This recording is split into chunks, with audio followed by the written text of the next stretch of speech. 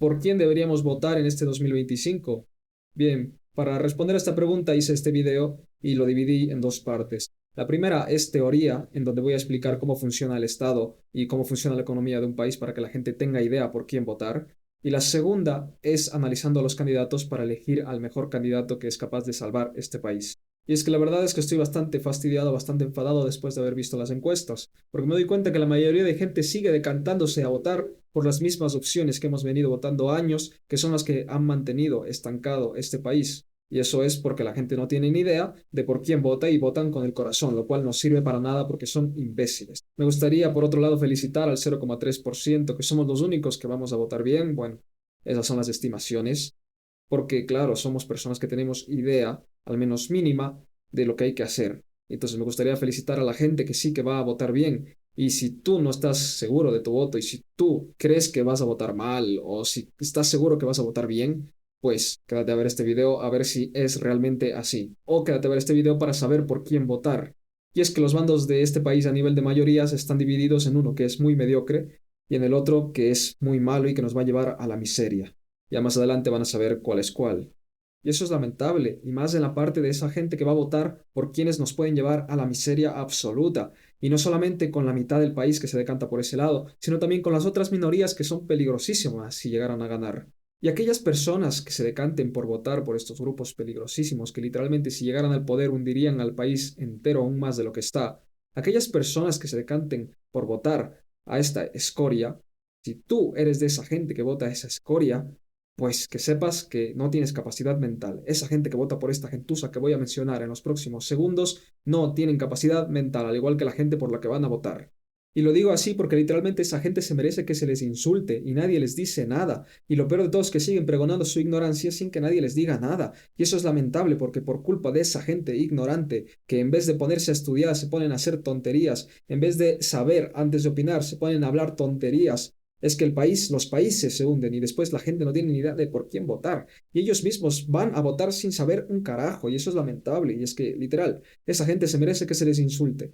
Y es que encima los insultos se quedan cortos para todo el daño que hace esta gente. Pero bueno, hay que ser objetivos y podemos decir que no todo es su culpa. Más culpable es el sistema en el que vivimos, la democracia. Pero si tú eres una persona honesta intelectualmente y sabes que no tienes capacidad mental, pues lo que deberías hacer es votar nulo y dejar que los demás que sí saben elijan la mejor opción. Pero eso no va a pasar en la realidad, solamente pasa, no sé, en un sueño que yo tengo, pero no es lo que va a pasar en la vida real, evidentemente. Y es por eso que estoy haciendo este video. Y para que aquellos que no sean unos ignorantes, que sí que tengan idea de cómo funciona un país, pues bueno, que disfruten viendo este video, para que sepan que no están locos, no están locos. Lo que pasa es que la mayoría de gente es imbécil y es por eso que este país sigue hundido en la miseria, porque la gente se anda quejando de que su país es inseguro, de que no hay empleo, pero esos pocos imbéciles de mierda ni siquiera se ponen a estudiar el por qué su país es inseguro y por qué no hay empleo, ni siquiera se ponen a estudiar eso. Entonces, claro, ¿cómo esperas que tu país salga de la miseria si es que primero prefieres irte a drogar con alcohol, con tabaco, con tanta basura, en vez de ir a estudiar, que es lo que tendría que hacer todo el país, pero no lo hacen porque son putos imbéciles de mierda? Y por si alguien se ofendió con lo anterior, voy a decir algo antes de que se salga del video. Que si te ofendiste, que sepas que eres un puto fracasado de mierda, porque lo que tendrías que hacer es, en vez de ofenderte, pues mejorarte a ti mismo para que dejes de ofenderte con estas cosas. ¿No? Eso es lo que tendrías que hacer. Pero bueno, voy a decirlo. Probablemente lo que suceda con Luisa González o con cualquiera de estos es que terminen pactando con los narcotraficantes o con toda esa puta gente delincuente criminal y bueno, creen la ilusión de que vamos a tener un país más seguro, pero en realidad va a ser todo lo contrario. Porque esa gente va a seguir adquiriendo más poder y en el momento en el que les disguste algo del gobierno, pues van a empezar con sus tonterías de nuevo a fastidiar al resto de la población que solamente quiere vivir en paz. Y es que ese es el punto, la gente lo único que quiere es vivir en paz. Y lo que tenemos que hacer es elegir al candidato que nos pueda dar esa libertad y esa seguridad para nuestro proyecto de vida. Por cierto, si alguien que conozco llega a ver este video y se ofende, bueno, ya sabes dónde estoy, así que podemos debatir cuando quieras, que todo lo que digo lo puedo sustentar. Dicho esto, pasemos a explicar lo más importante, que es la teoría. Y no me voy a centrar mucho en esto, solamente voy a decirlo superficialmente cada parte, porque sería alargar mucho el video. Y yo, después de ver este video, les invito a cada una de estas personas que se ponga a estudiar los conceptos que hablo aquí. Creo que eso podría enriquecer mucho al país, que la gente tenga idea de estas cosas. Y claro, asumiendo que me va a ver muchas personas. Tengo la esperanza de que eso suceda.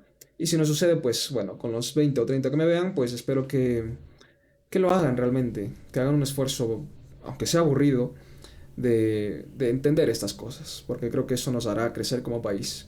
Mientras más seamos y con tal que 30 personas lo entiendan, hará que, bueno, esas 30 personas quizás lo comenten a sus familiares y así siga creciendo el conocimiento, porque claro, el conocimiento es lo único que cuando se comparte, crece. Bien, entonces preparé un Word con cada una de las cosas que voy a ir comentando y empezamos por el origen del Estado. Creo que es importante que la gente entienda qué es el Estado y de dónde surge.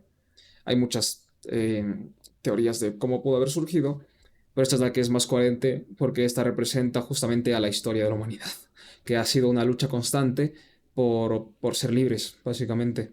Esa es la historia de la humanidad, la lucha constante contra la opresión. Bien, entonces partimos con el origen del Estado. El Estado no es un acuerdo social legítimo o un contrato que busca el bien común, como lo decía Rousseau, por ejemplo, sino es el resultado de un proceso de acumulación de poder. Los primeros grupos humanos organizados, inicialmente en forma de bandas de bandidos o bandas armadas, empezaron a controlar territorios y recursos de manera coercitiva. Estos grupos, al principio violentos y no regidos por ninguna ley, fueron consolidando poder mediante la fuerza, la extorsión y la violencia, hasta que lograron establecerse como autoridades reconocidas, cobrando tributos a cambio de protección de otros y de ellos mismos, dando lugar a lo que más tarde se conocería como el Estado. Bien, es decir, el Estado tiene su origen en la coacción y el control. Es decir, el Estado es coacción. Siempre es coacción. El Estado tiene su origen en la coacción y en el control de un grupo de personas sobre el otro. El Estado nace como resultado de la conquista de un grupo social sobre otro y este proceso de apropiación violenta de recursos es la base de su existencia. Bien, perdonen por estas citas informales, pero es que no quería ser muy formal en esto y creo que se entiende de dónde vienen estas acepciones del origen del Estado. Bien, a partir de aquí podemos ya empezar a ver eh, cómo es que el Estado siempre será ilegítimo y hablemos del Estado moderno. Antes de las grandes revoluciones, el antiguo régimen, es decir, la Edad Media y todo eso, estaba regida por el rey, por la nobleza, por el clero, es decir, había una aristocracia que era la que regía y la sociedad estaba dividida en estamentos, como la nobleza, el clero, el tercer estado, que estaba compuesto principalmente por campesinos, que algunos de ellos empezaron a ser burgueses, ¿no? Y estos campesinos, sí que algunos de ellos empezaron a ser burgueses, eran los llamados siervos de los señores feudales. Empezaban a comerciar lo que les sobraba en los burgos y allí empezaron a acumular riqueza. Es decir, el capitalismo fue lo que dio lugar a la clase burguesa que logró superar a todos estos de acá. Literalmente, con el tiempo la clase burguesa superó a todos estos de acá, tanto que esto se extinguió completamente. Bueno, todavía hay países donde tienen todavía un rey, como por ejemplo España o Inglaterra, que bueno, no sé cómo la gente no los derroca, porque no hay mayor inutilidad que el rey actualmente. Igual, no hay mayor inutilidad que el Estado, ¿no? Entonces así estaba más o menos el mundo antes. Los nobles no pagaban tributos al rey porque el rey de hecho les otorgaba tierras a cambio de protección, ¿no? Entonces, claro, ahí empezaba esto de aquí. Bien, la Revolución Francesa es clave para el surgimiento del Estado moderno. En este contexto, los revolucionarios abolieron la monarquía absoluta e instauraron un sistema basado en los principios de igualdad, libertad y fraternidad. Aquí, con la Revolución Francesa, se abolió los privilegios a los nobles, haciendo que ellos también paguen tributos. Como diría Miguel Ángel Bastos, lo ideal es que nadie pague tributos. Eso es lo que tenían que haber hecho, no hacer pagar tributos a ellos también. Pero bueno, ya sabes, siempre el Estado está basado en la coacción, hasta nuestros días. Bien, ¿y por qué puse igualdad en rojo? Bien, esto es algo que quizás muy polémico, pero no es deseable ni es posible llegar a la igualdad. Porque en el momento en el que tú intentas igualar, en el caso de que intentes igualar a alguien que obtuvo su riqueza de forma legítima, lo que estás haciendo es violentándole su creación de riqueza a cambio de darle a alguien en base a tu arbitrio, en base a tu criterio, ¿no? Y esto es lo que se llama redistribución de la riqueza, que no es justo, no es justo. Imagínate tu trabajo, tu salario, imagínate que te quitan la mitad de todo tu salario para darle a un vagabundo de la calle o para darle a algún pobre o a alguien de la cárcel, que es lo que hace el Estado. Con los impuestos alimenta a la gente de la cárcel, ¿no? Entonces, tenemos vestigios de lo que alguna vez quería ser la igualdad, en los sistemas estatales actuales, a menos que vivas en un sistema comunista en donde sí que vas a tener igualdad, y esa igualdad es la igualdad de pobreza, que es lo único que vas a obtener cuando hablas de igualdad. De hecho, las formas en las que más hemos sido iguales ha sido durante la guerra. Durante la guerra, durante las hambrunas, es donde más igualdad ha habido porque todos han sido pobres. Pero en el momento en el que empieza a haber riqueza, en el momento en el que la gente empieza a tener más capacidad adquisitiva, en el momento en el que se empieza a eliminar la pobreza, es donde empieza a haber desigualdad, en donde unos van a ser más ricos que otros, pero el punto final al que se quiere llegar siempre es a que todos tengan una buena calidad de vida. Eso es lo que sí es deseable y es lo que se quiere buscar. No la igualdad porque es injusta. Mira, pongamos un ejemplo para que me entiendan, que es lo mismo, solo que en otro campo. Es decir, solamente buscan la igualdad en el campo económico porque es lo que la mayoría de gente desea o envidia, en el caso de la mayoría de gente que apoya este tipo de ideales. Pero llevámoslo al campo académico. Imagínate que tú te sacas una buena nota en un examen y el profesor te dice, bueno, usted, señor, tiene una buena nota en su examen, pues los puntos que tiene usted en comparación a su compañero que sacó una mala nota, vamos a otorgarle a su compañero hasta igualarlos a ambos.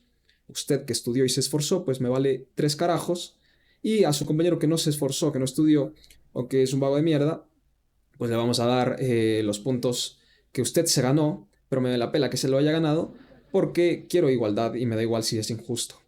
¿No? Entonces ahí te igualan a tu compañero y así ambos serían iguales, a pesar de que tú hayas tenido mérito y él no. Es decir, a pesar de que tú te lo merezcas y él no. Y bueno, aquí voy a decir una frase que es muy, muy, muy políticamente correcta, pero es verdad. No hay nada más injusto que tratar al desigual con igualdad. No hay nada más injusto que tratar igual al desigual. Nadie en el fondo desea la igualdad, solamente desean igualdad en aquello que no poseen. Bien, sigamos, que me estoy alargando mucho aquí. Bien, el Estado moderno se caracteriza por su capacidad para imponer leyes y regulaciones que afectan a todos los individuos dentro de su jurisdicción. La división de poderes, que es un principio clave del Estado moderno, se estructura en tres ramas principales. O bueno, en mi país son más. En mi país hay poder ejecutivo, poder legislativo, poder judicial, transparencia y control social y poder electoral. Es decir, es una barbaridad. Además de la Contraloría General del Estado y bueno, la Corte Constitucional y cosas así. No, eso es una barbaridad. Pero bueno, burocracia, mientras más burocracia hay, más ineficiente es el Estado. Bien. El Estado moderno es una entidad coercitiva organizada que ejerce control y regula la vida en sociedad, con implicaciones que van más allá de la protección de los derechos individuales, la vida, la libertad y la propiedad.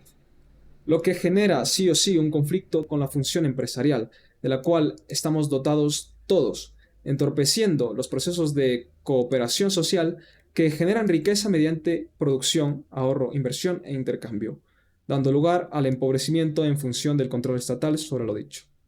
Es decir, mientras más control estatal hay sobre la función empresarial, más pobre va a ser ese país. Porque lo que genera riqueza es la gente, no el Estado. El Estado nada genera. El Estado solamente quita lo que otros generan para, en base a su libre arbitrio, en base a su libre, yo qué sé, en base a su elección subjetiva, redistribuirlo. En base a lo que le sale de los huevos a los mandatarios, básicamente. Bien. Entonces aquí más o menos vendrían a entender lo que es el Estado, espero que se haya entendido, que básicamente el Estado es coacción y es ilegítimo, no es legítimo. Esto, lo que decía Rousseau, es incorrecto, ¿no? Bien, partiendo de este punto ya podemos entrar a hablar de las leyes económicas, las teorías económicas. Bien, la teoría del valor subjetivo sostiene que el valor de un bien no está determinado por su costo de producción, sino por la utilidad que le da cada individuo. Esta teoría va en contra de la idea de valor trabajo de otras escuelas económicas. La teoría del valor trabajo que tenía Adam Smith, David Ricardo, de la cual continuó Marx, que fue la base del marxismo, que justamente fue la que generó más pobreza en el mundo. Los grandes genocidios, las grandes hambrunas que tenía la URSS y que tenía la China de Mao Zedong, ¿no? Justamente por culpa de esta tontería de aquí. Y bueno, ¿qué dice la teoría del valor trabajo del marxismo? Pues para contextualizar, dice que el valor de un bien está determinado por la cantidad de trabajo social necesario detrás de ese bien. Y la palabra necesario es importante porque se refiere a los bienes que son útiles. Los bienes inútiles, Marx reconoció que realmente no tienen valor. Entonces, claro, él solamente habla de una utilidad, pero no habla de una utilidad marginal. Él solamente habla de si es útil o no, lo cual es otro error dentro de su abanico de errores que tiene, ¿no? y bueno, y demás cosas, ¿no? Que viene de aquí a partir de los costes y cosas así, ¿no? Bien. Por ejemplo, un cuadro de arte puede tener un valor muy alto para un coleccionista, pero un valor mucho menor para alguien que no tiene aprecio por el arte. Es sencillo, ¿no? El valor lo determina la consideración que tengan las personas sobre el bien que se ofrece. Tú te encuentras una pepa de oro en el río, esa pepa de oro vale lo mismo que una pepa de oro del mismo tamaño eh, trabajado en una mina por 13 hombres para poder extraerla. Pues la pepa de oro al final va a terminar valiendo lo mismo porque es la gente, las personas, cada individuo el que le da valor a las cosas, ¿no? Bien, después tenemos a la ley de Say. La ley de Say establece que la producción de bienes genera automáticamente la demanda para otros bienes, es decir, lo que tú produces te permite a ti poder demandar lo que otros producieron. Bien, esto significa que los productos son intercambiados por otros productos o servicios y que la cantidad de consumo en una economía depende directamente de su capacidad de producción. Bien, aquí, según el profesor Jesús Huerta de Soto, las intervenciones gubernamentales como la manipulación del crédito pueden distorsionar este proceso natural y causar desequilibrios. Bien, por ejemplo, un panadero produce pan, lo vende y usa sus ingresos para comprar ingredientes, ropa o pagar servicios. Su capacidad de consumir depende de su capacidad de producir valor a través del pan. O, por ejemplo, como era en el pasado con los intercambios. Tú tenías trigo, pues ibas e intercambiabas el trigo con alguien que tenía vacas y intercambiabas trigo por leche, ¿no? Entonces, claro, para poder intercambiar trigo por leche tenías que producir previamente trigo. Bien, eso es lo que dice la ley de Say. Bien, después tenemos a la ley de la utilidad marginal o del valor marginal, la cual dice que el valor de un bien está determinado por la última unidad de ese bien dentro de la escala valorativa del individuo, ¿no? Esta ley sostiene que a medida que una persona consume más unidades de un bien, la satisfacción adicional, es decir, la utilidad marginal, que obtiene de cada unidad disminuye. La utilidad de un bien no depende de su cantidad total, sino de la necesidad que satisface en un momento determinado. Por ejemplo, un agricultor tiene 5 sacos de trigo. El primer saco lo usa para alimentarse, el segundo para sembrar y el tercero para alimentar a sus animales. El cuarto para intercambiar y el quinto se lo guarda como reserva. El valor de cada saco disminuye según su uso menos prioritario. Por ejemplo, otro ejemplo para que me entiendan, la ley del valor marginal. Este ejemplo lo puso el profesor Jesús Huerta de Soto. Estás en un desierto, te estás muriendo de sed. Entonces llega un buen samaritano y te ofrece un vaso de agua. Ese vaso de agua tiene un valor incalculable para la persona que está muriéndose de sed en el desierto. Entonces lo toma. ¿Y qué pasa si este buen samaritano le ofrece 100 vasos de agua más? Pues la persona del desierto va a empezar a tomar los demás vasos porque, bueno, evidentemente estuvo en un desierto y está deshidratado, necesita agua. Pero el valor de esos vasos de agua va disminuyendo con el tiempo hasta el punto en el que esa persona ya no va a necesitar más vasos de agua y de hecho va a despreciar el agua quizás si es que se le ofrecen 4.000 vasos de agua. Pero el punto aquí es que el valor de esa persona que le daba a los vasos de agua va disminuyendo conforme más unidades de ese bien tiene. Es decir, el último vaso de agua que le ofrezca el vendedor, si es que se le riega, no va a importar mucho porque ya habrá satisfecho su necesidad o su fin con los previos vasos de agua, aunque el término satisfacción no es correcto, porque eso ya vendría a tener una acepción psicológica, más que nada, porque no se trata de algo psicológico, sino se trata de algo práctico. Es decir, las personas buscan completar sus fines y para eso utilizan los medios que vendrían a ser los bienes para poder llegar a un determinado fin. Y si el fin ya está cumplido, y si el fin ya está completado, pues el valor de dichos medios que vendrían a ser los bienes empieza a perder valor, ¿no? Más o menos eso dice la ley de la utilidad marginal. Después tenemos la ley de la preferencia temporal. Esta dice que los seres humanos valoran más los bienes presentes que los bienes futuros, debido a la incertidumbre y la necesidad inmediata. La preferencia temporal es la base de la existencia de los tipos de interés, o a la tasa de interés, que equilibra el consumo presente y el ahorro futuro. Por ejemplo, una tasa de interés alta quiere decir que las personas están valorando más consumir en el presente que consumir en el futuro, lo cual nos dice que como hay más demanda, quiere decir que los precios van a subir, lo cual va a llevar a que la tasa de interés empiece a bajar porque las personas van a empezar a considerar a consumir a futuro que seguir consumiendo en el presente, ¿no? Y una tasa de interés baja dice que las personas están considerando en ese momento más consumir a futuro que en el presente, lo cual quiere decir que los bienes de consumo están con un precio bajo y los bienes de capital o los bienes inmuebles y cosas así están a un precio alto. Entonces la gente va a tender a empezar a gastar su ahorro, ¿no? Porque cuando baja la tasa de interés quiere decir que hay ahorro en la sociedad, va a empezar a gastar su ahorro y va a volver a equilibrar, ¿no? Y van a volver a consumir en el presente y van a dejar de consumir en el futuro y esto se va repitiendo así con el tiempo. Es decir, este vendría a ser la dinámica de ahorro e inversión, ¿no? Pero bueno. Ejemplo, una persona prefiere recibir $100 hoy en lugar de dentro de un año porque puede usarlos inmediatamente o invertirlos para obtener beneficios. Aquí un ejemplo perfecto. Una persona que ha ahorrado $100 puede prestar a una persona que prefiere recibir esos $100 hoy. Es decir, la persona que ahorró $100 tenía una preferencia temporal baja porque quería consumir a futuro y la persona que quiere recibir hoy tiene una preferencia temporal alta porque quiere utilizar esos $100 hoy. Y supongo que a cambio de prestarle esos $100 a esta persona, obtendrá un tipo de interés, ¿no? Entonces eso hará que ambas necesidades estén cubiertas. Después tenemos a la ley de asociación de Ricardo. Esta teoría demuestra que dos partes pueden beneficiarse del comercio, incluso si una es más eficiente en todo, siempre que se especialicen en lo que producen con menos costo relativo.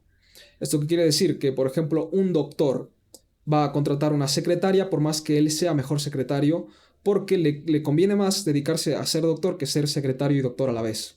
No, a pesar de que la secretaria sea una mala secretaria, le seguirá conveniendo contratar una mala secretaria que él hacer todo el trabajo, porque le conviene más dedicarse en aquello que es mejor, en aquello que se especialice más. Bien, esto fomenta la cooperación y la división internacional del trabajo. Por ejemplo, eso también es a nivel macro, a nivel de países, ¿no? Un país produce coches y textiles, pero es más eficiente en coches. Otro país produce textiles con menor costo relativo. Si ambos se especializan y comercian, logran mayores beneficios mutuos. No, más o menos ahí está el ejemplo que puse en micro, pero en macro. Después tenemos a la ley de Gresham, que dice que cuando dos monedas con el mismo valor nominal pero diferente valor intrínseco coexisten, la moneda de menor valor intrínseco tiende a desplazar a la de mayor valor de la circulación. ¿Esto qué quiere decir? Primero, el mismo valor nominal quiere decir que ambas, en teoría, en el número que tienen, es el mismo número. Por ejemplo, 500 bolívares y $500 tienen el mismo valor nominal, pero tienen diferente valor intrínseco, porque el dólar vale más que el bolívar, básicamente. O esto yo lo entendí mejor con los salarios. Por ejemplo, tú ganas $300 al mes y en un futuro vas a seguir ganando $300, pero los precios a futuro suben. Eso quiere decir que en el futuro esos $300 de tu salario cada vez valen menos, es decir, que te estás empobreciendo y que tu salario cada vez vale menos a pesar de que sigas ganando $300. Por ejemplo, en un mercado donde circulan, bueno, para ejemplificar la ley de Gresham, en un mercado donde circulan monedas de oro y billetes, las monedas de oro tienden a desaparecer porque las personas prefieren guardarlas como reserva de valor, ¿no? Como aquel que tiene un diamante y en vez de gastarlo lo guarda, ¿no? O va a intercambiarlo con dinero. ¿Eso qué quiere decir? Que el diamante desapareció de circulación a cambio de ese dinero. Y aquí tenemos de las cosas más importantes que hay. La teoría del cálculo económico en el socialismo. En el socialismo es imposible que haya cálculo económico y por eso siempre va a ser ineficiente. Sin propiedad privada de los medios de producción, aunque hay algunos socialismos de mercado que lo permiten antes de llegar al comunismo, ¿no? Pero vayamos a la teoría, ¿no? En los sectores en donde no hay propiedad privada de los medios de producción, es imposible realizar un cálculo económico racional porque no hay precios. Sin precios determinados por el mercado no hay forma de asignar recursos eficientemente, lo que conduce al caos económico. ¿Por qué? ¿Qué son los precios? Los precios nos dicen qué tan escaso o qué tan abundante es un bien y nos dicen qué tan deseado o qué tan valorado es un bien. Si tú no sabes qué tan escaso y qué tan abundante es un bien y qué tan valorado es un bien, volvemos a la teoría de valor marginal, no puedes saber cuánto invertir en qué lugar, cuántas cosas comprar, eh, a quién dar, etcétera. No sabes cómo redistribuir lo que generas, no sabes en dónde invertir la producción, no tienes ni idea de absolutamente nada, estás a ciegas, no sabes nada, básicamente. Y los precios nos dicen eso, porque los precios están determinados por una amalgama de información que es imposible obtenerla a menos que seas Dios. Y como no pueden eficientemente asignar los recursos, no pueden gestionar recursos, va a haber desperdicios, va a haber sobreproducción y va a haber escasez. Y los precios nos permiten hacer cálculo económico porque los precios tienen una información increíblemente inalcanzable interna, ¿no? Por ejemplo, tú vas a la calle y ves que una escoba cuesta $3. ¿Por qué cuesta $3 esta escoba? Porque primero, está determinada ese precio por la escasez o abundancia de madera, por la facilidad de obtención de madera en el sentido de escasez y abundancia. Está determinada por la escasez o abundancia de todos los pelitos que tiene la escoba abajo. Está también determinada por la demanda que tiene la gente de dicha escoba, por toda la oferta cargada que tiene esa escoba, por el valor marginal y por el contexto, ¿no? Que tiene esa sociedad con respecto a esa escoba. También está determinada por los tipos de interés, es decir, por la preferencia temporal de cada uno de los individuos. Es decir, hay un montón de cosas que determinan el precio de esa escoba. Y volvemos a la teoría del valor subjetivo. Tú no puedes saber lo que ocurre en las cabezas de cada individuo, pero puedes tener un indicador de ello en el precio. Y si tú eliminas los precios, pues el único indicador que tenías para poder saber eh, qué hacer en la economía, pues ha desaparecido por completo, lo cual te lleva a la ineficiencia y la asignación ineficiente de recursos. Básicamente, por ejemplo, en un régimen socialista, los planificadores centrales no pueden saber cuántos recursos asignar a la producción de viviendas en lugar de alimentos, lo que genera desperdicio y escasez. Porque qué tal que están invirtiendo de más en viviendas y menos en alimentos cuando la demanda es más alta en alimentos. Pues va a generar hambruna, que es lo que pasó. Es lo que pasó en la URSS y en la China de Mao Zedong. Porque al expropiar las granjas, los cultivos y todo eso a la gente, pues lo que hacía era que se entorpezca la producción agrícola y generó mucha pobreza y mucha hambruna, ¿no? Es decir, completa basura esto de aquí, completa basura, y la gente que lo defiende es gente que es completamente ignorante, que desconoce todo lo que estamos viendo ahora. Por cierto, me olvidé de decir algo, la ley de asociación de Ricardo contradice ese supuesto de que siempre va a haber monopolios, que siempre las empresas quieren abarcar más y más y más y más y más, porque eso es falso. Eso no va a pasar en la vida real. Eso solamente puede pasar cuando hay un Estado que entorpece la competencia y que genera monopolios justamente por entorpecer a la competencia de los ya establecidos, ¿no? Entonces, claro, la ley de asociación de Ricardo demuestra que a las empresas, a las grandes empresas, les conviene cooperar con las más pequeñas de otros sectores para poder ser más eficientes, porque es ineficiente que una empresa abarque todo. Es ineficiente que una empresa abarque todo, no es rentable. Es mejor colaborar con otros. Siempre, por más que tú hagas todo mejor, siempre es mejor colaborar con otros. Esa es la ley de asociación de Ricardo. O la ley de la especialización, o cosas, o bueno, me parece que las llaman de otras maneras.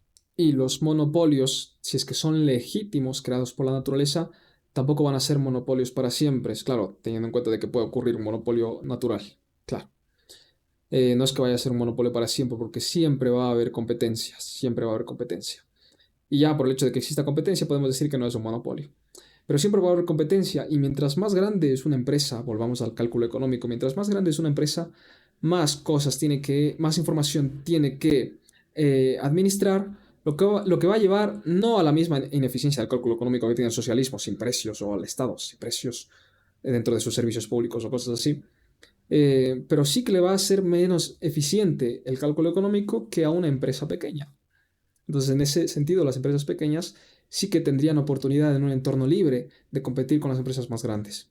De hecho, incluso a pesar de que la empresa más grande pueda abaratar sus precios porque le es más barato producir y pueda suplir a la competencia, tampoco es así al 100% porque al ser más grande también aumentan los costes de distribución, que es algo que los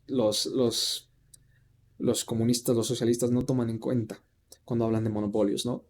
Que es muy importante eso también. Después tenemos a la ley de oferta y demanda, que dice que los precios de mercado son el resultado del equilibrio entre la oferta y la demanda, y cuando la demanda de un bien aumenta, los precios suben. Es decir, cuando la demanda aumenta sobre la oferta, los precios suben porque el aumento de la demanda hace que empiece a haber escasez, lo que hace que aumenten los precios. Porque un bien deseado que sea escaso tiene un alto precio. Como por ejemplo un diamante. Los diamantes son escasos y la gente los desea para muchas cosas, anillos y cosas así, decorar o estatus. Entonces tienen un alto precio, ¿no? Incentivando a los productores a ofrecer más.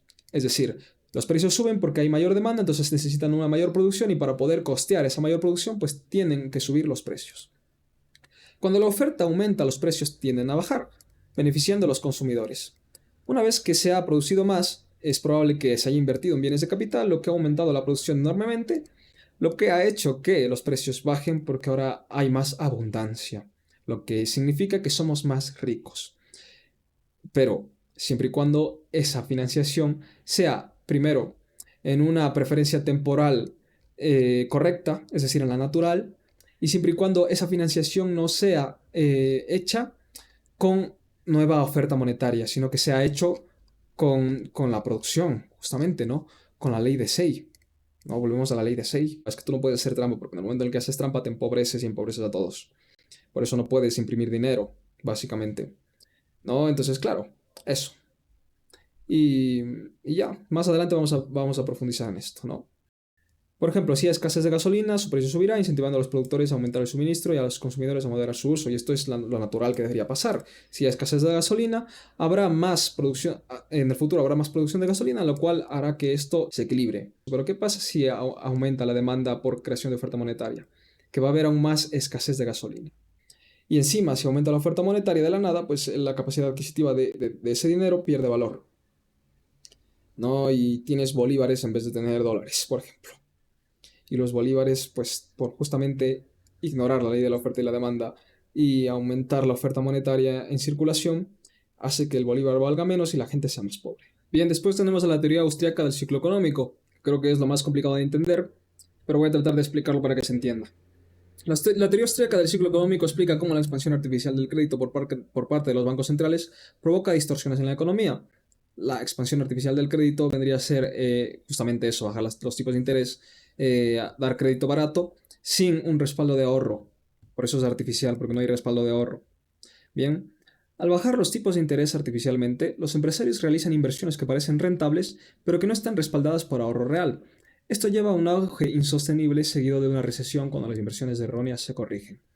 ¿Por qué son erróneas estas inversiones hechas con expansión artificial del crédito?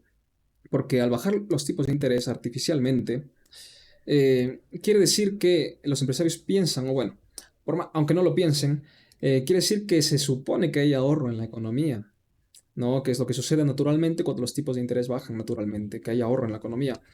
Entonces los empresarios cuando invierten en bienes de capital, invierten en inmuebles o lo que sea, hace que no haya el suficiente ahorro en la sociedad para poder costear, para poder permitirse, para poder comprar o lo que sea, lo que los empresarios realizaron. Lo que hace que dichas inversiones sean insostenibles porque no hay quien las demande. No hay la suficiente demanda porque no hay el suficiente ahorro para demandar. Lo que va a hacer que los empresarios pierdan, pierdan en dichas inversiones, no van a ser inversiones, sino van a ser pérdidas, y va a hacer que los empresarios no pueden pagar la deuda al banco que les expandió el crédito. Y claro, entendiendo que no vayan a quebrar, porque si los empresarios quiebran, peor para ellos y peor para el banco, ¿no?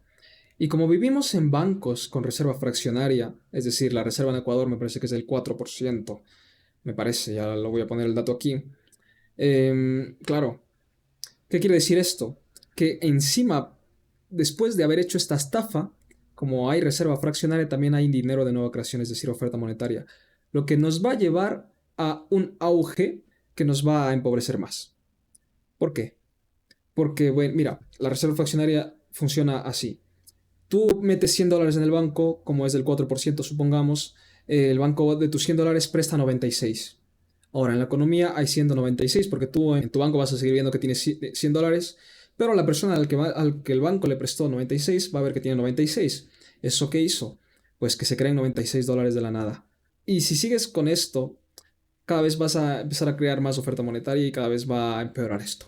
¿Y esto a qué nos lleva? A que en el momento en el que el banco preste esos $96, tus $96 sin tu permiso a un empresario mediante la expansión artificial de crédito y ese empresario no pueda pagar esos $96 al banco, quiere decir que el banco no puede darte a ti tus ahorros y solamente te va a dar $4. ¿No? Por eso es que hubo la crisis financiera y es por eso que hubo el quiebre de los bancos, bancarrota y cosas así. Es por eso que hubo el feriado bancario.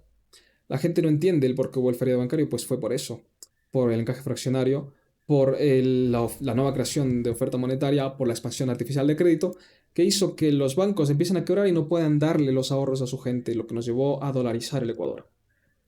Esta es la razón, ¿no? El ciclo económico de auge y recesión nos llevó a una recesión, mucha gente fue despedida porque no había capacidad de poder sostener aquellos proyectos que los empresarios realizaban. Y lo peor de todo es que esto se hace modificando los tipos de interés, ¿no? Imagínate que la gente quiere consumir en el presente y no en el futuro, pero si tú bajas artificialmente los tipos de interés, estás haciendo que los bienes futuros empiecen a ser demandados y empiecen a subir el precio, pero después van a caer, porque realmente la tasa de interés real es alta, no baja. Y la gente quiere consumir en el presente, está consumiendo en el presente, no en el futuro, lo que lleva a que los empresarios que realizan inversiones no puedan sostener dichas inversiones porque la gente está consumiendo ahora, no en el futuro. Es por eso que bajar los tipos de interés no sirve nada más que para empobrecer. Y vamos a ver que había candidatos que planteaban justamente esta tontería de aquí. Había candidatos que lo planteaban. Eso demuestra la ignorancia de nuestro país y de esos candidatos lamentables, imbéciles. Repito, en la economía tú no puedes hacer trampa porque te empobreces. No puedes. Te empobreces, lleva a crisis y tanta cosa. El Banco Central es la causa de las crisis, es la causa de la inflación. Por eso el candidato del que voy a hablar y voy a pedir que voten decía que hay que borrar, hay que eliminar el Banco Central. Lo decía. Ejemplo, un banco central reduce los tipos de interés y los empresarios invierten masivamente en proyectos de construcción. Sin embargo, los recursos necesarios no estaban realmente disponibles, lo que causa quiebras y desempleo cuando el mercado se ajusta.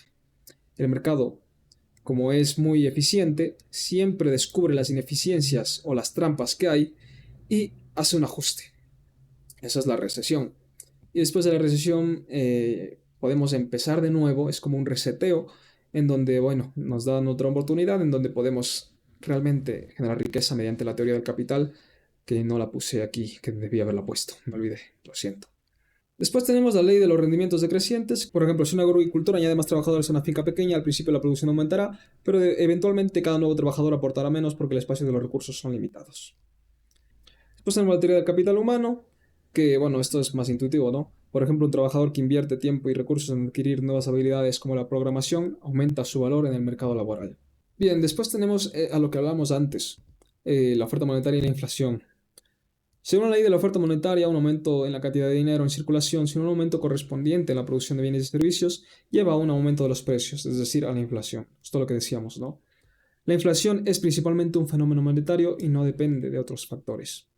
Bien, ejemplo, si el Banco Central imprime más dinero sin un aumento de la producción, ley de SEI, los precios de los productos aumentarán, como ocurre en economías hiperinflacionarias.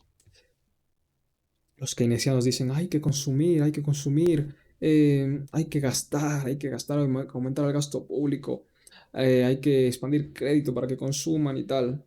Bueno, ese consumo es lo que lleva a la inflación porque no hay la suficiente producción como para sustentar tal consumo, lo que lleva a un aumento de los costos de producción, lo que lleva a la gente a empobrecerse, ¿no? Porque todo cada vez es más caro y la gente sigue ganando lo mismo. Y por último, intervención estatal y sus efectos. Según los economistas austriacos, y quiero subrayar esto de aquí, porque son los economistas austriacos los únicos que fueron capaces de explicar las crisis, los únicos que son capaces de explicar la riqueza, los únicos que son capaces de tener una teoría sólida para explicar la historia. Son los únicos que son capaces de explicar la historia de la humanidad de una forma correcta, con una teoría correcta, que se evidencia mediante el método a priorístico deductivo, ¿no? Bien. Según los economistas austriacos, la intervención del Estado en la economía, ya sea mediante controles de precios, subsidios, impuestos, tiende a generar distorsiones en el mercado. Estas intervenciones interfieren con el proceso de descubrimiento de precios y afectan a la asignación eficiente de recursos. De nuevo, la imposibilidad del cálculo económico en el socialismo, en el estatismo, creo que es el término correcto, eso lo dijo el profesor Jesús Huerta de Soto, y a la asignación ineficiente de recursos, evidentemente es lo que va a desembocar, ¿no? Bien, ejemplo, el establecimiento de un salario mínimo puede generar desempleo al fijar un precio artificialmente alto para la fuerza laboral. También hay una ley que dice que toda imposición en la función empresarial entorpecerá su proceso, lo cual va a llevar a una ineficiencia en la producción. Esto, extrapolándolo al sentido de los salarios, podríamos decir que todo salario mínimo fijado por medios coercitivos, el Estado, o bueno, cualquier otro medio, en el contexto actual, Estado, todo salario mínimo impuesto por el Estado que sea superior al salario mínimo establecido por el mercado, va a generar desempleo. Podríamos decir que eso es una ley económica que siempre va a ocurrir, ¿no? Claro, teniendo en cuenta los supuestos, a igualdad de circunstancias. Porque claro, ¿qué tal que hay otros factores? Esto lo decía el profesor Huerta de Soto, ¿qué tal que hay otros factores que están haciendo que a pesar de la ley, a pesar de que haya un salario mínimo superior al establecido por el mercado, impuesto por el Estado, a pesar de esto, no haya desempleo? Pero hay que entender el contexto del por qué no hay desempleo. Y no es que la ley no se cumpla, es que a pesar del cumplimiento de dicha ley, aún hay empleo porque hay otros factores que logran mantener este desequilibrio en la economía. Y bueno, hasta aquí vendría a ser esto. Creo que me demoré mucho, lo siento mucho. Espero no haberlos aburrido. Pero creo que esto es fundamental de entender para poder saber por quién vamos a votar. Y bueno, hay un montón de cosas más. Yo realmente invito a todas las personas que les interesa su país, que se pongan a estudiar este tipo de cosas, que se pongan a estudiar a la escuela austriaca, que es la única realmente que es capaz de darnos una comprensión de lo que sucede en el mundo actual, ¿no? Y de qué bando tenemos que elegir. Bien, entonces, dicho esto, pasemos ya al análisis de cada uno de los candidatos.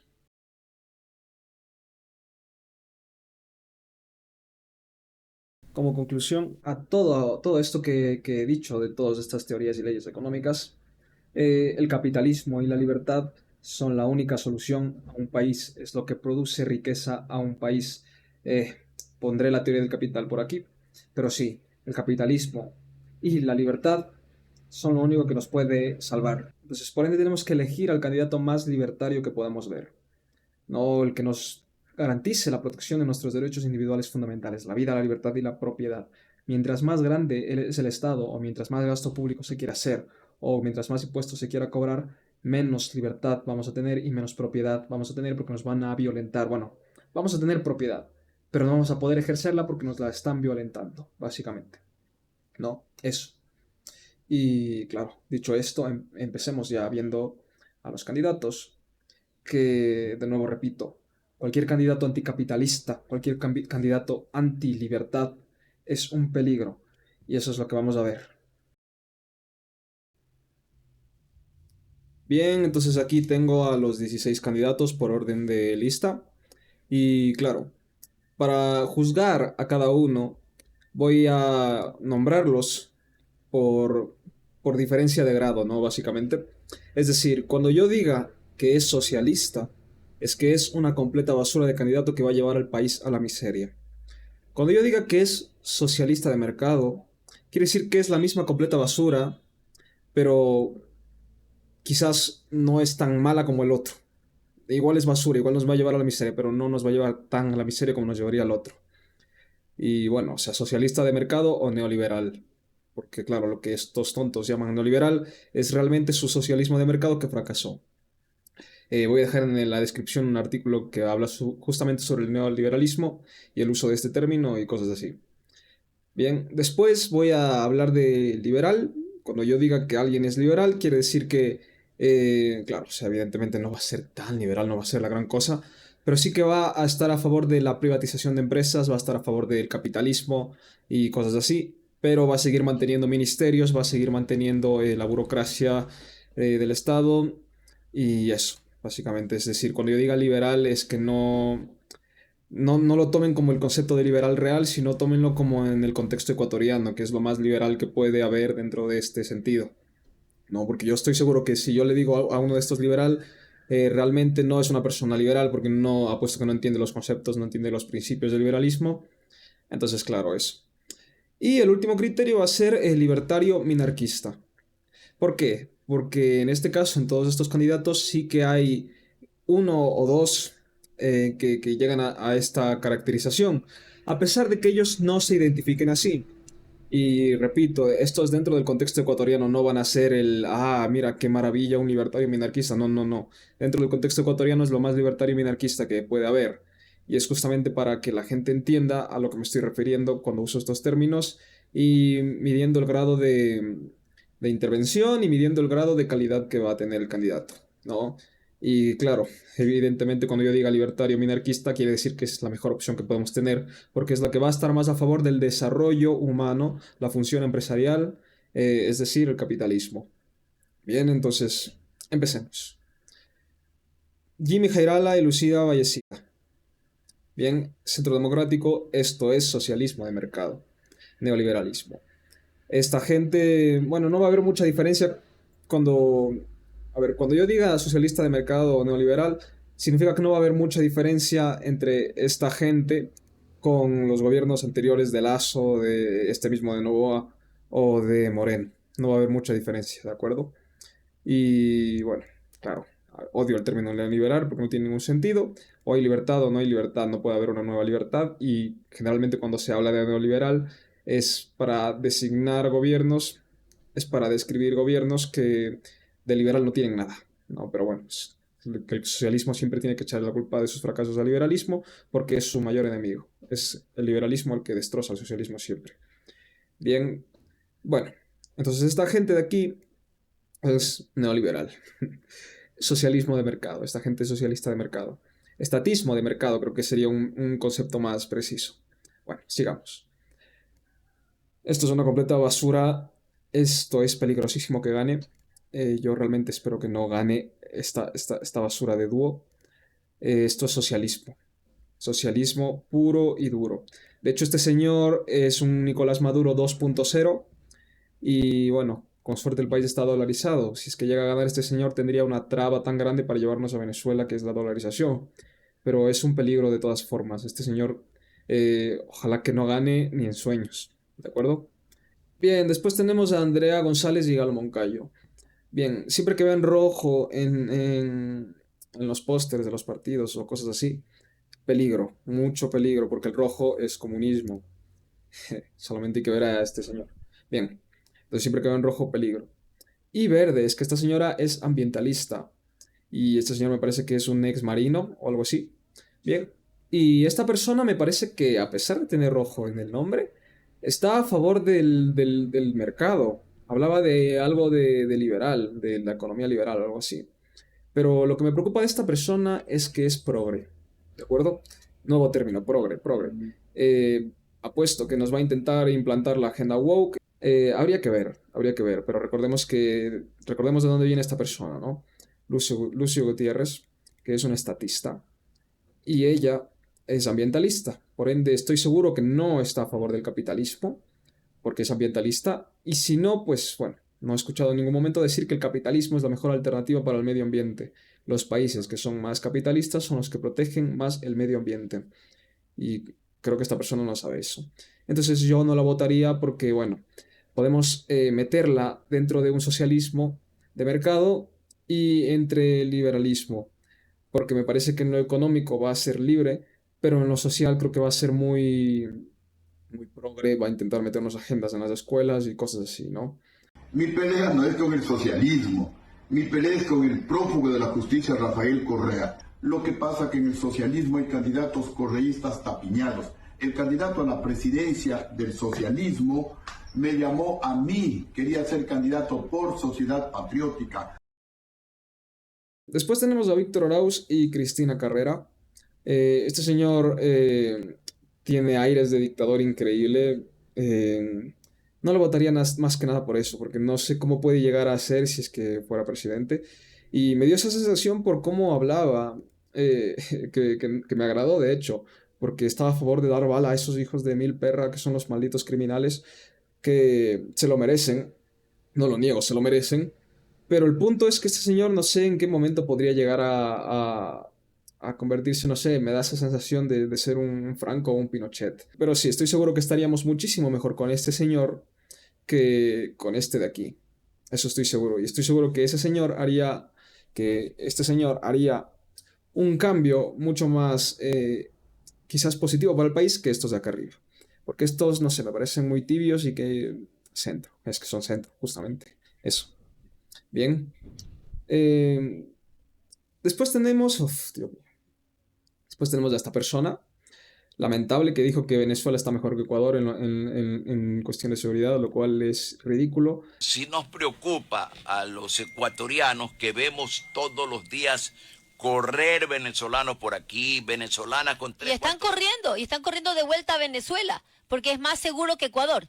¿Ah? Los venezolanos, por si acaso pueblo ecuatoriano, los venezolanos están corriendo de Ecuador, tienen terror a Ecuador, se están yendo a Venezuela, ¿saben por qué? Porque Venezuela tiene mejores condiciones de vida que Ecuador ahora. ¿Cómo? Sí, totalmente. ¿En qué sentido? Vaya a ver que cómo se están yendo, cómo se están yendo. Vienen bandas de Venezuela a Ecuador, pandillas y cosas así, es que no tiene ningún sentido. Esta señora es la incoherencia en persona. Cuando reacciona el debate, vamos a ver joyitas de esta persona lamentable. Bien que dijo allí. Pero bueno, hay que ser enfermo mental para votar por esta gente. El gasto público genera pobreza, porque se invierte, se gasta en proyectos que nadie quiere, se gasta en proyectos ineficientes, etcétera. Y no me comparen con el Metro de Quito. El Metro de Quito fue que el Estado contrató a una empresa privada para que lo realice. Y sí, era demandado. Es que a veces puede coincidir que sea algo rentable y a veces puede coincidir que no sea algo rentable. Evidentemente un metro que conecta a la ciudad va a ser una inversión rentable para el Estado y para cualquier privado, ¿no? Pero siguiendo por este hilo, el Estado, dentro del gobierno de Correa, durante el gobierno de Correa, no hizo más que crecer. Y recordemos que un aumento de la burocracia lleva significativamente a un aumento de la corrupción, ¿no? Además de que, bueno, esta gente me da muy mala espina por todo el tema de narcotráfico, ¿de acuerdo? Recordemos las fotos de Rafael Correa con los choneros, con gente de esas bandas, ¿no? Recordemos esas fotos, ¿no? Bien. Y recordemos lo que hablaba de Rafael Correa de darles, de no perseguir a esa gente, ¿no? A los Latin Kings y todo eso. De hecho, los calificó como organizaciones sociales. Recordemos de eso. ¿No? Porque el colonialismo también es cultural, Latin King, anglicismo. Aquí hablamos español, ¿verdad? Entonces, con representantes de los Latin King, tuvimos un acto donde se nos dio personería jurídica, se han constituido en corporación que va a poder pedir crédito, capacitación, etcétera, para tener sus empresas. Una maravilla. Yo los Latin King me explicaban sus principios, etcétera, y parece que muchas veces se toman el nombre de ellos para cometer actos violentos. En su reglamento está no robar, etcétera, ¿no? Incluso están contra el aborto. Me explicaban todo aquello, pero bueno, incluso otros grupos que hayan cometido actos violentos, etcétera, dentro de sus códigos hay principios de nobleza, de honor. A mí los Latin Kings me recuerdan mucho a los Boy Scouts. Yo toda mi vida he sido Boy Scout a los 7 años, con sus principios, con sus leyes, con su hermandad. Otro llamado a esa banda de choneros: entréguense a las autoridades, podemos hablar de disminución de penas, incluso amnistía, etcétera.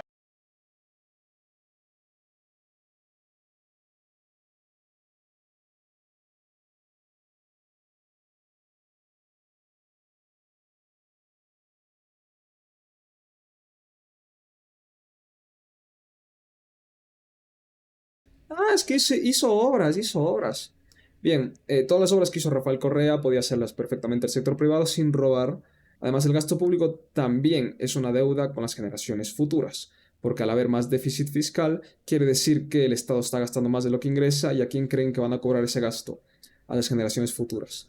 Además de que el gasto público, quieras o no, también de cierta forma influye en la inflación, porque el Estado, al estar utilizando recursos y al estar gastando en recursos los desperdicia, y al desperdiciarlos hace que la mano de obra y todos los agentes que van a esos recursos, digo, a esas inversiones, a esos gastos, sean mal gastados, y como hay más demanda de esa producción gastada, hace que los costes de producción aumenten porque hay más escasez de producción, ¿no? Entonces eso hace que sea más caro todo.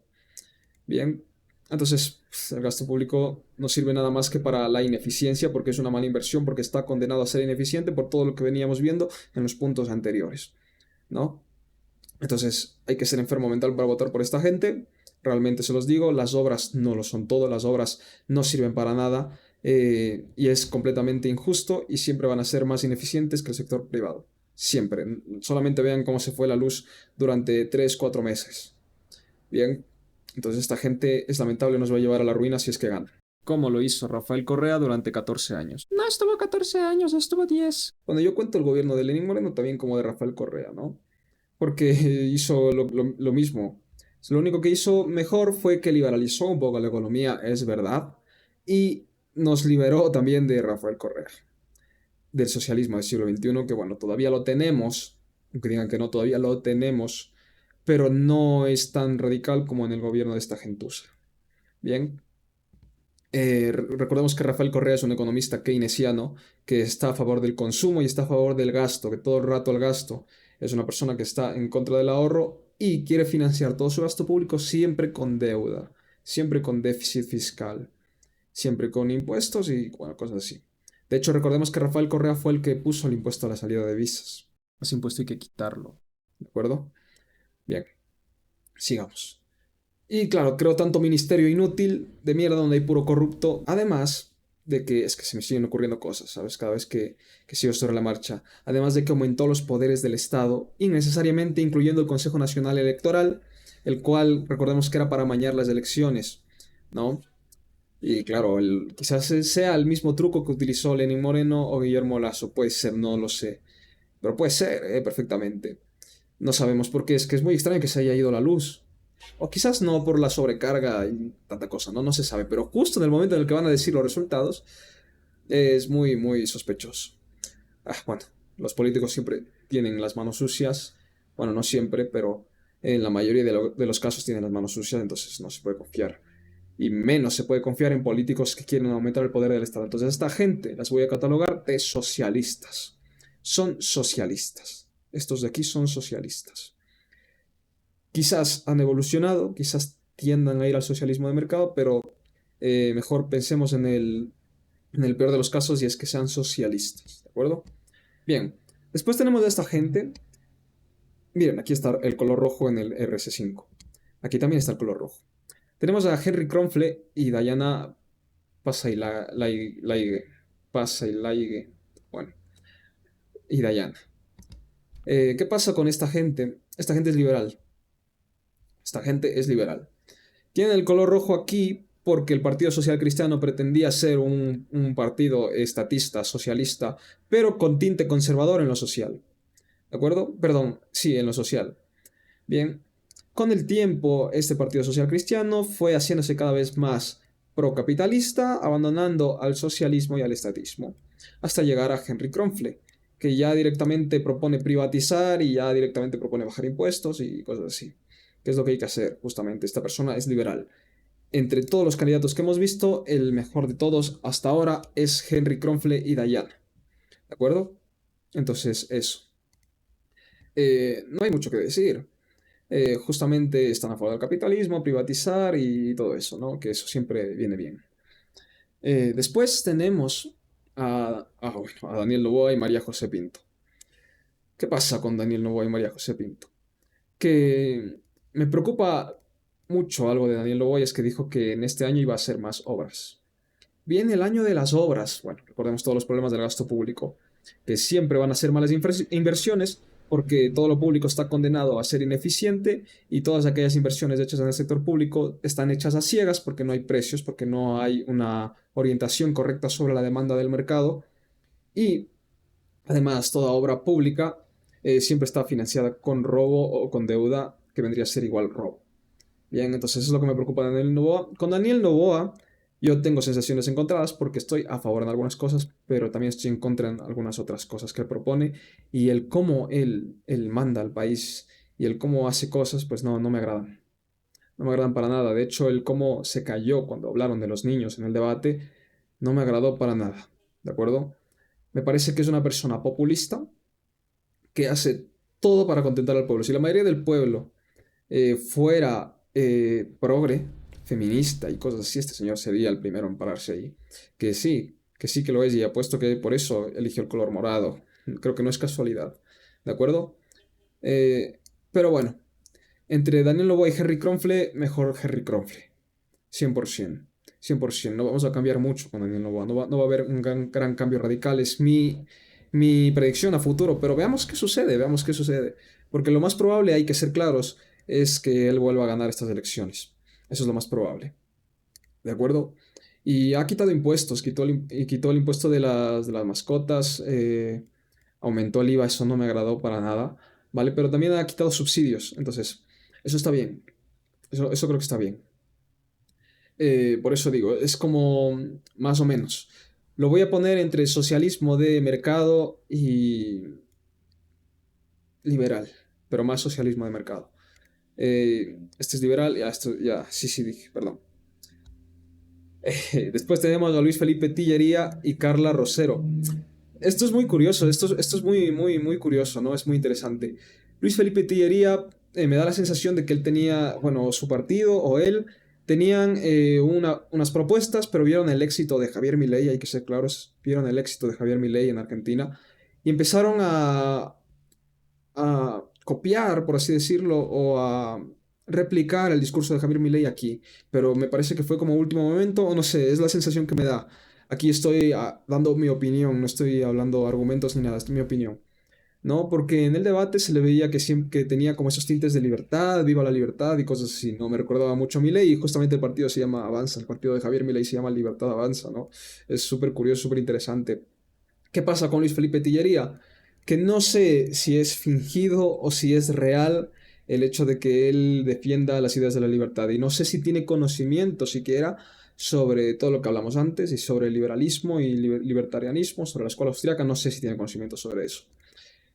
Vamos al mejor de los casos. En el mejor de los casos, lo que puede pasar con Luis Felipe Tillería y Carla Rosero es que sí, que empiecen a implementar las ideas de la libertad dentro del gobierno, dentro del país, y que el país empiece a mejorar con eso. ¿De acuerdo? Que se dé lugar al capitalismo, que se reduzca el poder del Estado y cosas así. Entonces, en el mejor de los casos, vendrían a ser libertarios minarquistas. ¿De acuerdo? Ese sería el mejor de todos los casos. Entonces, evidentemente, si es que eso sucediera, Luis Felipe Tillería y Carla Rosero serían los mejores candidatos hasta ahora. ¿De acuerdo? Pero en el peor de los casos, puede ser que resulte que Luis Felipe Tillería y Carla Rosero solamente estén fingiendo para ganar votos, ese voto libertario que no es mucho en el país, pero está, y tratar de ganar votos mediante ese discurso de la libertad, y que en el momento de ser presidentes, pues que no lo apliquen o que lo ignoren y que empiecen a hacer cosas de la socialdemocracia y cosas así, ¿no? Ese sería el peor de los casos, pero a pesar de eso lo pondría entre liberal y libertario minarquista. Entre esas dos creo que lo podría poner a esta persona. Entonces hasta ahora podríamos decir que Luis Felipe Tillería es el mejor de todos los candidatos. Bien, porque me agrada mucho que haya replicado el discurso de Javier Milei y lo mejor que le puede pasar al Ecuador es hacer lo que Javier Milei va a hacer en este año 2025, justo lo que va a hacer en este año 2025, que es justamente achicar el poder del Estado, reducir ministerios, bajar impuestos. Dijo que iba a bajar el 90% de los impuestos, o el 80%, bueno. Eh, espero que lo haga. Y que iba a invertir en defensa y cosas así. Espero que lo haga. Y eso, entonces, claro, es lo mejor que le puede pasar al Ecuador. Y bueno, sigamos. Carlos Rabascal y Alejandra Rivas. Es Partido Izquierda Democrática, Socialismo de Mercado. No hay mucho que decir con esta persona. Este señor criticó al neoliberalismo, pero él es un neoliberal de manual. Eso es fascinante. Es muy interesante eso. Bien. Juan Iván Cueva con Cristina Reyes. Bueno, este señor es el que hizo el ridículo en el debate. Se portó como un payaso, como un adolescente, ¿de acuerdo? Yo no lo votaría por la falta de seriedad y encima es un socialista de mercado, ¿de acuerdo? Y bueno, podríamos ponerlo entre socialismo de mercado y liberal, ¿de acuerdo? Vamos a darle esa. Pero no, yo no lo votaría, no sé, no me agradó por cómo se comportó en el debate. Y me parece que es falso, ¿de acuerdo? Me parece muy forzado todo lo que él dice, entonces yo no confío en él. No lo votaría. Tampoco es liberal ni libertario, entonces no lo votaría. Socialismo de mercado, entre eso y liberal, podríamos decir. Mejor que este de arriba es, ¿de acuerdo? Eso hay que aceptarlo. Mejor que el de arriba es, pero no, igual, de todas formas no lo votaría. Sigamos. Aquí vienen dos peligros muy grandes para el país, si ganan estos dos. No sé si es mejor que gane Luisa González a que gane Leonidas Issa, ¿eh? En serio lo digo. Pedro Granja y Verónica Silva, Partido Socialista Ecuatoriano. Ya sabemos que esto es socialismo. Y aquí Leonidas Issa es un comunista. Me olvidé de decir eso. Es que solamente había uno. Este es un comunista de manual. ¿De acuerdo? Recordemos en sus marchas, de las cuales yo no estaba de acuerdo para nada, los subsidios tenían que quitarse, y este puto comunista asqueroso de mierda nos impuso sus tonterías, ¿no? Porque claro que logró algo, Claro que logró que el Estado haga algo después de haber violentado a toda la ciudad de Quito, ¿no? Basura inmunda, ¿de acuerdo? Y encima quería hacer un golpe de Estado, por así llamarlo, ¿no? Quería imponer mediante la fuerza sus ideas. Una persona que hace eso no me parece que sea un digno presidente, ¿de acuerdo? Entonces esta persona es lamentable. Y vamos a ver por qué es lamentable. ¿Qué quiere decir eso? Barbarie es el capitalismo. Barbarie es que hayamos acabado 3 veces la cantidad de recursos naturales de la madre tierra. ¿Y cómo se ve el comunismo indoamericano? En las calles, en las casas. Permítame. Barbarie es que en este momento estemos enfrentando el peor momento del calentamiento global. Barbarie es que una clase económica, élite económica, que no diferencias ni del narcotráfico ni de las economías legales, hayan concentrado tanta cantidad de plata en el mundo. Bien. Eso ha generado millones y millones de vidas, la pobreza. Y lo contrario Ahora, es del comunismo indoamericano, que es cómo se ve en las calles, en las casas del Ecuador. Comunismo indoamericano o el nombre que quieran. E incluso yo he dicho, podemos discutir el concepto, pero lo que está claro es que hay que construir algo diferente que no sea el capitalismo. Permítame volver. Bien, aquí tenemos a Leonidas Issa queriendo doblegar al capitalismo. ¿Qué es lo que genera trabajo? Pues justamente los capitalistas, los que están dispuestos a arriesgarse, a ahorrar y arriesgar sus ahorros en inversiones para poder generar algo rentable en donde van a ir a trabajar personas. Y si ese proyecto es rentable, pues van a crecer mucho y van a tener un mejor trabajo. Como por ejemplo trabajar en Google. Trabajar en Google es un muy buen trabajo, con pocas horas de trabajo, con un ambiente laboral muy acogedor, cosas así, porque es una empresa que ha triunfado. Y lo mismo podemos ver en empresas grandes, que a medida que la empresa es más grande, mejoran las condiciones laborales. ¿De acuerdo? Y recordemos que en un ambiente de competencia y donde el Estado no está imponiendo salarios mínimos superiores a los que están en el mercado, bueno, donde el Estado no está imponiendo nada, por así decirlo, va a llegar un punto en el que va a haber tantos empleos que va a haber menos desempleados, lo que va a generar una competencia por las empresas para poder contratar. Y en el momento en el que se genera esa competencia para poder contratar, sí o sí tienen que subir los salarios y sí o sí tienen que mejorar las condiciones laborales. ¿De acuerdo? Entonces el capitalismo es lo que genera empleo. Y si tú le permites al capitalismo desarrollarse, va a haber mejor empleo porque encima el capitalismo está basado en la creación de bienes de capital, lo que facilita aún más el trabajo. ¿De acuerdo? Ahorro e inversión. Como diría el profesor Miguel Ángel Bastos. Capitalismo, ahorro y trabajo duro. Eso es la fórmula para la prosperidad y para salir de la pobreza. Y claro, Leonidas Issa, que tanto apoya a la clase trabajadora, quiere doblegar justamente lo que genera empleo y lo que facilita el empleo. Eso es Leonidas Issa. Bien, conmemoramos este 1M con una crisis de trabajo, desempleo, precarización, anulación de los derechos laborales producto de la arremetida neoliberal. Bien, frente a esto es esencial el principio de la unidad de la clase trabajadora para doblegar al capitalismo. Viene con este discurso que tenía la URSS, ¿de acuerdo? Esto fue el 1 de mayo de 2021. Yo en ese tiempo solía subir historias como esta a Instagram y digo, en mi historia. Y aquí se termina de demostrar que el señor Leonidas Issa es un socialista comunista de izquierdas. Si quieren eso en el país, entonces vayan a apoyar a los manifestantes. Recordemos que en los años 2021 hubo manifestaciones. Y acá abajo podemos ver trabajadores en resistencia ante la burguesía y el neoliberalismo opresor. Bueno, aquí ya te das cuenta de la ignorancia de esta gente, ¿no? No les voy a dar mi Instagram todavía. Así que eso. Pero sí, yo en Instagram suelo subir historias como esta y en ese tiempo fue cuando empecé a subir este tipo de historias. Bien. Después tenemos acá a Leonidas Issa apoyando al guerrillero Petro, ¿no? Que supongo que él admira a Petro, porque Petro hizo lo que él no pudo, que es imponer su autocracia o imponer su gobierno, claro, mediante la fuerza. Petro no lo hizo mediante la fuerza, pero él quería hacerlo mediante la fuerza y él también.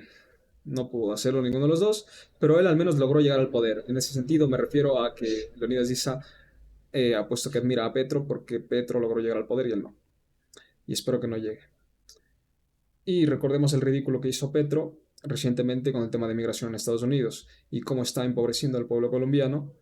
Y bueno, tanta basura que ha hecho este comunista, Petro, ex guerrillero, en donde cuando formaba parte de esas guerrillas, no tenían ningún problema en apoyar a gente que secuestraba. No sabemos si él participó en eso. Esperemos que no. Pero ya sabes cómo es esta gentuza. Amigo de las FARC. Pues, quién sabe, ¿no? Puede que él también lo sea. Amigo de guerrillas comunistas. Bien. Y sí que es un comunista. Mira, en esta entrevista, que la pondré, dice, comunismo indoamericano o el nombre que quieran. Incluso yo he dicho que podemos discutir el concepto, pero lo que está claro es que hay que construir algo diferente al capitalismo. No ha cambiado de opinión desde 2021. Probablemente la ha reafirmado, ¿no? Bien. Y claro, aquí puse opiniones de personas que, que tienen toda la razón del mundo. No sé si alcanza a leer este. Cuando se les ocurra mínimamente pensar que la unidad ISA es algo bueno para el país, acuérdense de esto. Sí, campeón, sacar a la gente de las comunas para que le apoyen en los delirios del líder mercenario, pena de multas, entre otras cosas, no le hacen digno de nada. Y es verdad.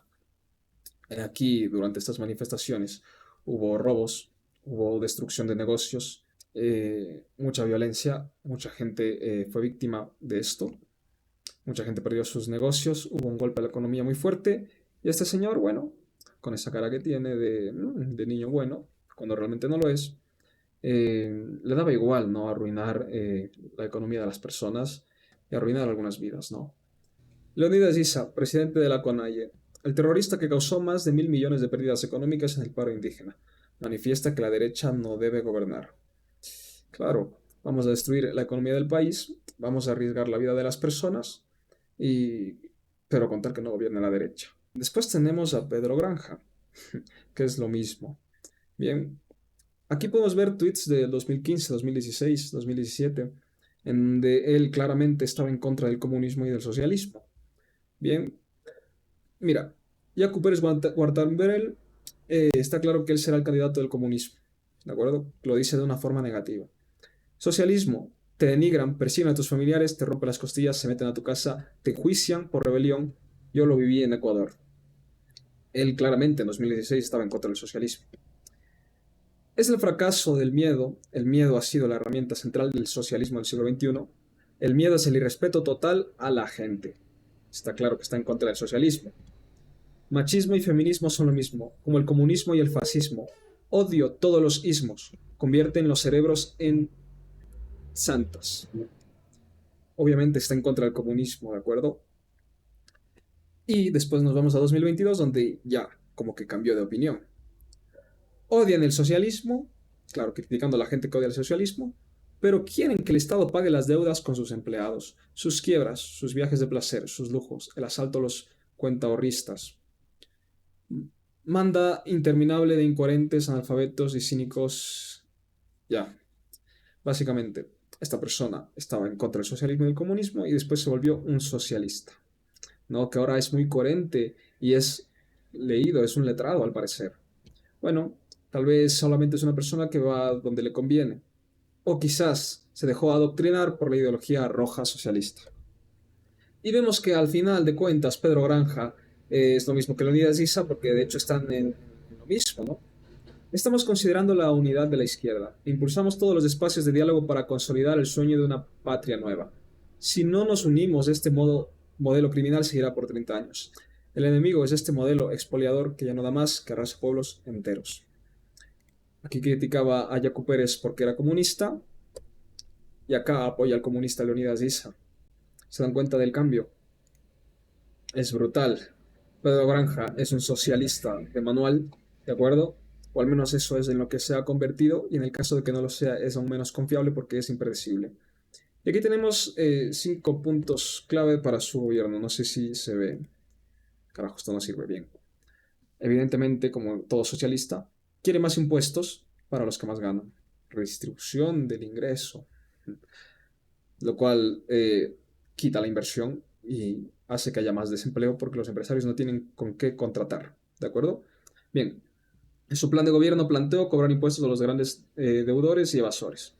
Bueno, ellos creen que hay tantos deudores y evasores que van a poder financiar al Estado. Evidentemente no. Bien, devolver al IVA a su valor del 12. en una primera etapa y reducirlo hasta el 10 en una segunda etapa. Eso es bueno. Esto es relativamente bueno, en términos relativos, claro. Pero no es suficiente. Bien, es lo único positivo que podría haber. Sigamos. Respetar el precio de los combustibles. Quiere hacer control de precios, lo que genera escasez. Eliminar el gasto tributario en aquellos temas que tienen que ver con privilegios. Bueno, aquí ya sabemos lo que hablaba acá, ¿no? Lo de la clase burguesa en el tuit de Isa. ¿Recuerdan eso? Bien, es lo que quiere hacer. A los grupos económicos y mantener o recuperar aquellas que protegen a los más vulnerables, es decir, va a quitar privilegios a los que ellos considera que tienen privilegios y va a otorgar privilegios a los que, a los que él considera que merecen tener privilegios, ¿no? Claro. Vendría bien a darle a mi vecina del frente un crédito para que pueda formar su empresa también, ¿no crees? Es un grupo vulnerable. Pero no, él va a elegir arbitrariamente a la gente, lo cual de nuevo demuestra la ineficiencia del socialismo. Bien, incrementar el impuesto a la renta.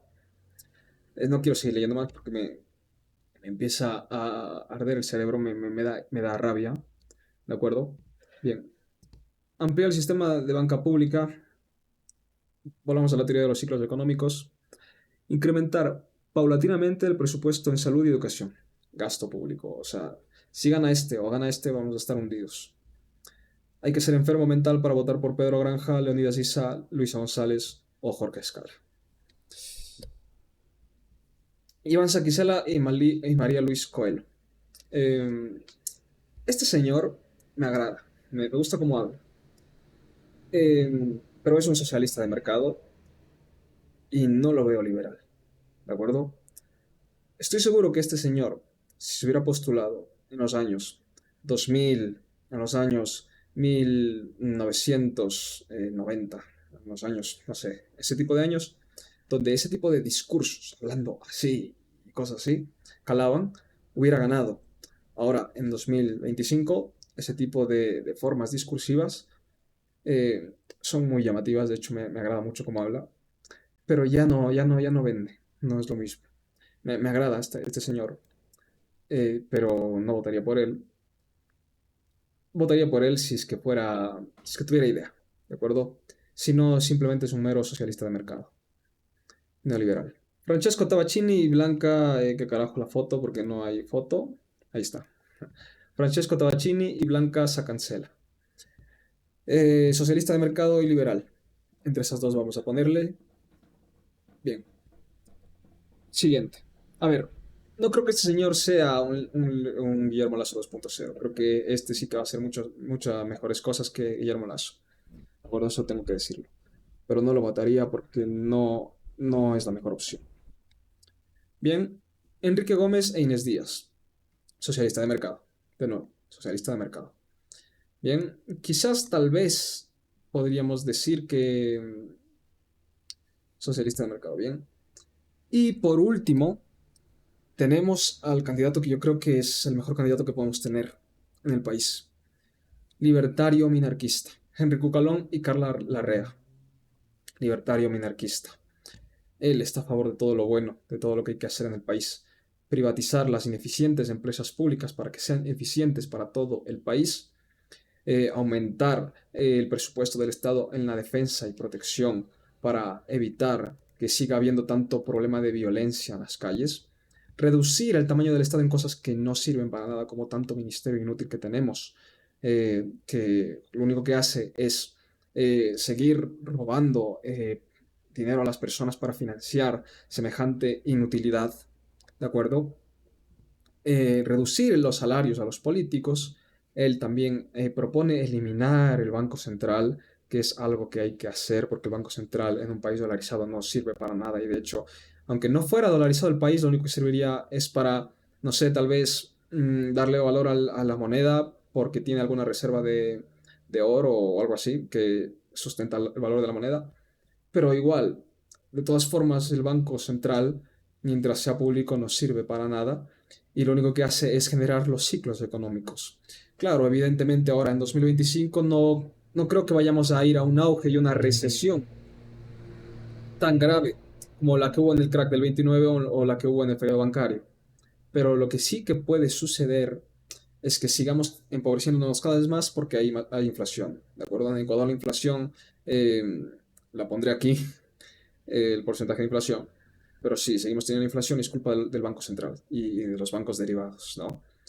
Entonces, el mejor candidato, el candidato que entiende el problema de la expansión crediticia artificial, el candidato que entiende la ineficiencia del sector público, el candidato que entiende que el capitalismo es lo que nos puede salvar de la miseria, el candidato que entiende que minimizar el poder del Estado es otorgarle poder a la gente y libertad a la gente y defender la propiedad de la gente es lo mejor que podemos hacer para el desarrollo económico, es Henry Cucalón.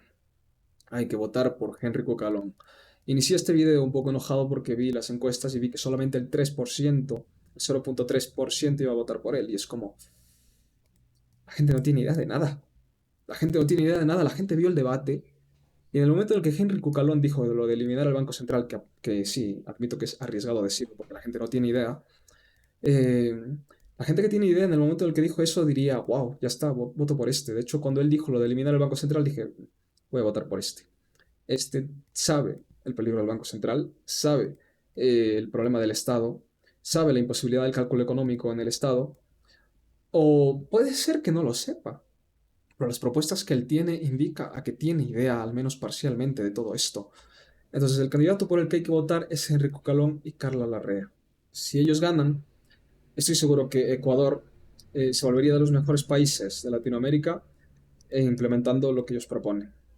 De eso estoy seguro. Claro, toma años, toma tiempo, pero esto es lo mejor que puede haber. Esto es lo mejor que puede haber. Y claro, si es que en estas elecciones no ganan, que estoy seguro que no van a ganar, evidentemente la gente es imbécil, no tiene ni idea de nada, pero espero que viendo el éxito de Javier Milei en Argentina, el éxito que se viene en este año 2025, después de haber bajado la inflación 100 puntos con respecto al año 2023 en el año 2024, eh, claro, espero que la gente cambie de opinión, se dé cuenta cuáles son las ideas que hay que seguir y qué es lo que hay que hacer. Espero que lo copien a Javier Milei. Y espero que con el éxito que tenga Javier Milei en 2025, las ideas de la libertad se sigan difundiendo más y se empiecen a considerar este tipo de candidatos, que son los que nos van a salvar de la miseria. Y es que justamente por seguir votando a la misma tontería de siempre, por seguir votando a la misma basura de siempre, por seguir votando a los mismos neoliberales, llamémoslo así, socialistas de mercado, centristas de siempre, izquierdistas de siempre, estatistas de siempre, pues es que estamos en la completa miseria. ¿De acuerdo? Eso es lo que pasa. Entonces hay un candidato que es el mejor de todos estos, que es Henry Cucalón. Y él tampoco está tan mal, ¿de acuerdo? Felipe Tillería tampoco está tan mal, ¿de acuerdo? Justamente por lo que dije, de que tiene un discurso similar al de Milei. Lo que pasa es que no confío en él, pero en Henry Cucalón sí confío porque él tiene convicción en todo aquello que dice y no se le nota fingido y encima va un paso más allá que Felipe Tillería en temas de minarquismo y en temas de banca, de eliminar el Banco Central y todo eso, ¿no? Entonces, esta es la mejor opción para el país. Y sí, yo sé que Henry Cucalón quizás no se identifica como libertario, porque incluso dijo que el Estado es algo que se necesita y dijo que es un desconocimiento ser un anarquista libertario o un anarcocapitalista, que eso es una ignorancia, eso fue lo que él dijo, con lo cual no estoy de acuerdo, pero al menos él entiende, él ya está encaminado, entonces este es el candidato por el que hay que votar. Lamento que haya sido tan fea esta presentación de Word que hice, lo hice rápido porque quería sacar este video rápido, pero creo que es funcional y creo que lo más importante es que sea funcional, ¿de acuerdo? Debía haberla hecho en PowerPoint, pero es que empecé a escribir en Word y dije, hagámoslo todo aquí, la gente lo va a entender. Bien, entonces ese sería el video de los candidatos de presidente. La mejor opción es Henry Cucalón, la peor opción es Leonidas Issa, seguido de Pedro Granjas, seguido de Jorge Escala y Luisa González, ¿de acuerdo? Y eso básicamente ya estaría. Voy a estar reaccionando al debate presidencial también en los próximos días, así que ahí voy a profundizar mucho más en cada una de estas personas y, y eso. Mándale este video a un socialista, mándale este video a un comunista, mándale este video a personas que van a votar mal, que no tienen ni idea de nada, mándale este video. Para que así, pues, no sé, más personas empiecen a tener idea de cuál es el camino que tiene que seguir el país para que mejore. Mi nombre es Nicolás y adiós. No regresará la guerra contra el narco. Seguiremos construyendo paz con justicia. Un México fraterno. Estoy convencida que si algo avaló con la voluntad la mayoría de las y los mexicanos, es que no queremos que nadie sea discriminado.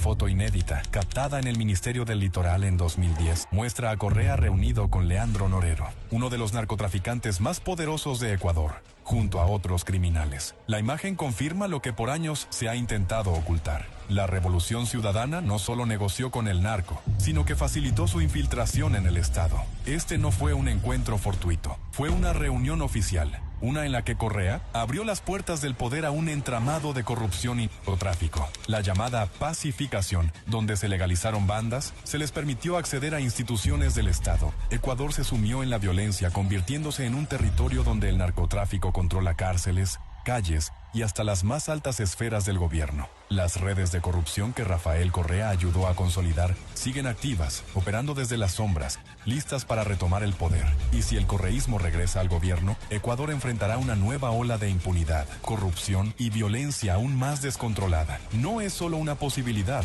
es una advertencia real. El narcoestado que Correa creó podría fortalecerse nuevamente, hundiendo al país en una crisis sin retorno.